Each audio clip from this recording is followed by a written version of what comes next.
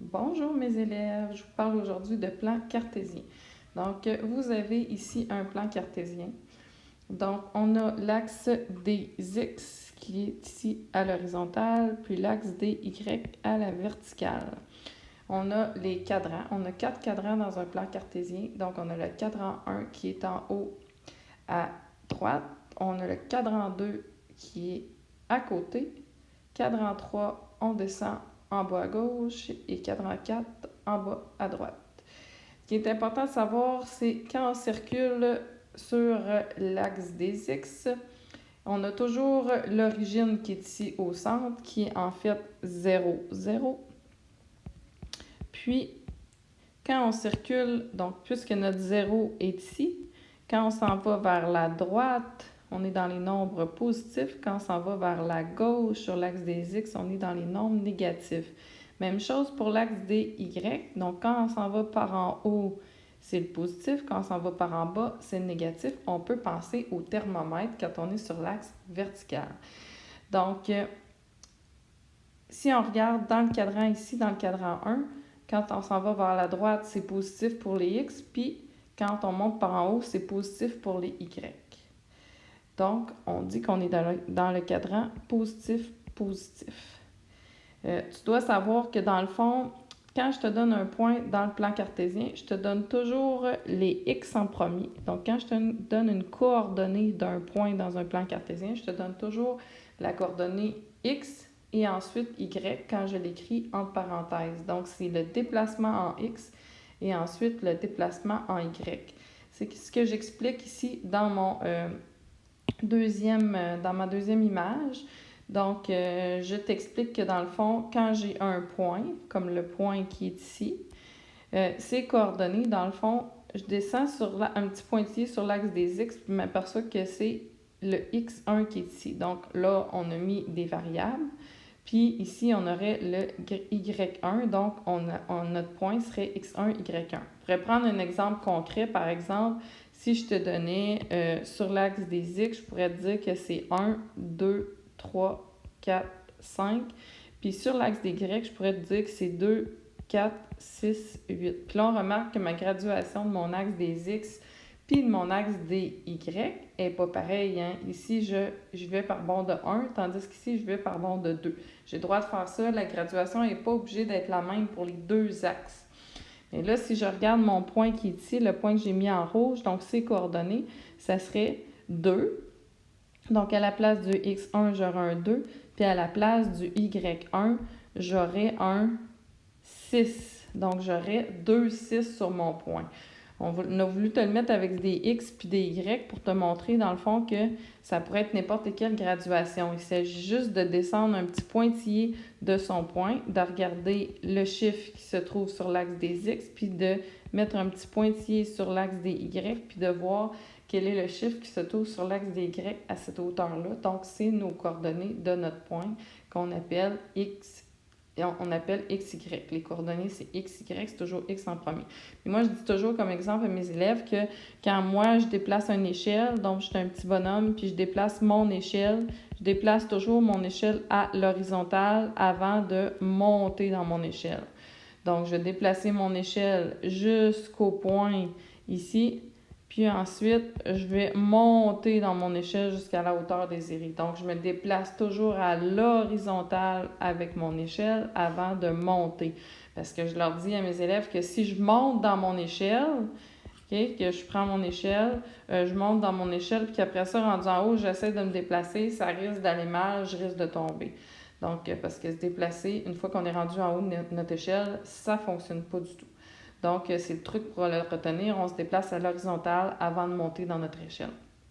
Donc, on déplace notre échelle à la bonne place. Ce qui fait que je reviens à mes cadrans. Donc, dans le cadran 1, j'ai positif, positif, parce que si je me déplace sur l'axe des X, je suis dans le positif ici. Hein. On a dit tantôt qu'on avait le positif de ce côté-là, puis le négatif de ce côté-là. Puis on a dit, comme le thermomètre, qu'on avait le positif en haut du zéro, donc on avait le positif ici, puis qu'ici en bas, on se retrouvait avec notre négatif. Donc, si on se souvient de ça, donc on se comprend qu'on est dans le positif-positif quand on est dans le cadran 1, ici, positif-positif, Quand on s'en va dans le cadran 2, on se trouve être dans le négatif en x. Donc, on est dans le moins en x. Puis comme on se déplace en x en premier, parce qu'on se souvient que c'est x, y nos coupes. Donc, c'est négatif. Puis ici, ça va être positif. Ici, si on s'en va dans le cadran 3, dans le x, je suis négatif. Donc, négatif dans le x. Puis dans le y aussi, je suis négatif parce que je me retrouve dans mon thermomètre en dessous de 0. Ici, dans le cadran 4, je suis positif dans mon x, donc j'ai plus. Puis dans mon y, je vais être négatif parce que si on regarde ici, mon y, il est négatif.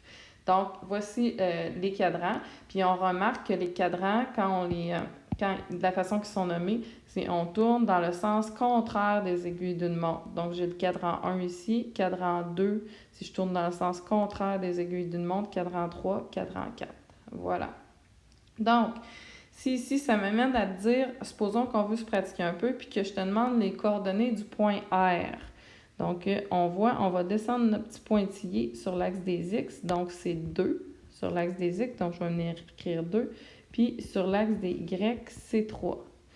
Même chose si je regarde pour mon point S. Mon S qui est ici, je descends sur l'axe des X, j'ai moins 1. Et si je m'en vais sur l'axe des Y, j'ai 2. Je continue avec le point T. Je descends sur l'axe des X, j'ai moins 4. Et je m'en vais sur l'axe des Y, j'ai moins 1. Je m'en vais à la lettre U. Je m'en vais sur l'axe des X, j'ai 3. Et sur l'axe des Y, j'ai moins 2. Donc, voilà mes coordonnées pour les points qui sont placés ici. Ensuite, si je te demandais de placer des coordonnées, là, ce qu'il faut remarquer dans mon plan cartésien qui est ici, on voit on a un 1 de placé, puis un 1 aussi à la verticale. Donc, ça m'explique que j'ai des bonds de 1. Donc, je vais avoir 3, 4, 5, 6, 7 et 8. Même chose ici, je vais avoir 2, 3, 4, 5, 6, 7 et 8. Puis là, je vais placer mes coordonnées. Donc, supposons que je veux placer mon point A, qui est coordonné 0, moins 4. Donc, ça veut dire que sur l'axe des X, je vais me déplacer de 0. Donc, ça veut dire que je ne me déplace pas sur l'axe des X, je reste ici. Puis, je vais monter. En fait, je ne vais pas monter parce que c'est moins 4, donc je vais descendre. Fait que là, j'ai oublié de mettre mes coordonnées par en bas. Moins 1, moins 2, moins 3, moins 4. Puis, j'ai oublié de mettre mes graduations, pas mes coordonnées, mais mes graduations à gauche. Donc, moins 1, moins 2, moins 3, moins 4, moins 5, moins 6, moins 7, moins 8. Même chose ici, hein, je peux continuer. Donc là, ça veut dire que je reste à 0 en X, puis je descends de 4, donc je vais me retrouver directement ici. Donc, je vais mettre une autre couleur. Donc, mon point A va être ici. Vert, c'est peut-être pas la meilleure couleur, on va changer. Ensuite, si je veux placer mon point B qui est à moins 1, 0, donc je me déplace en X, je me déplace à moins 1, donc je m'en vais ici. Puis après ça, je vais pas monter ni descendre sur l'axe des Y parce que je reste à 0 sur l'axe des Y, donc ça veut dire que mon B, il est ici. Ensuite, C, je me déplace à 3 sur l'axe des X, donc 1, 2, 3, je suis ici. Puis je monte à 8 sur l'axe des Y, donc je monte jusqu'à temps d'être rendu à 8, donc je monte très haut avec mon échelle, donc je vais être rendu là pour le point C. Maintenant, pour le D, je m'en vais à moins 5 sur l'axe des X. Donc, je m'en vais par ici à moins 5. Puis ensuite, je monte jusqu'à temps d'être rendu vis-à-vis le 6, c'est-à-dire ici. Donc, ici, j'ai le D. Le E, je m'en vais à moins 4 sur l'axe des X. Une fois que je suis rendu à moins 4, je descends jusqu'à temps d'avoir atteint le 3, donc c'est-à-dire ici.